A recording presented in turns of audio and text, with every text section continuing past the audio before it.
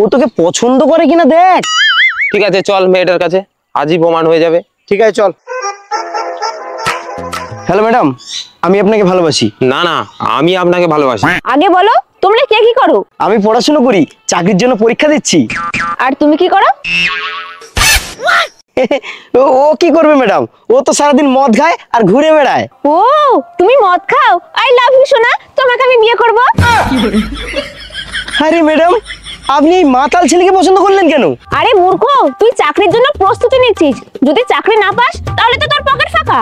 আর এই ছেলে দিনরাত মাল খায়, মানে টাকার কোনো অভাব নেই। কারণ একটা বাংলার দাম যদি ব্ল্যাকে 180 টাকা হয়, তাহলে হিসাব বলছে এই ছেলে দিনে 2000 টাকা ইনকাম করে, তার মানে মাস গেলে 60,000 টাকা তুই চাকরি করেই ইনকাম করতে পারবি। আর শোন, আরো একটা কারণ আছে, শুনেছি মাতালরা খাটকা পায় বেশি।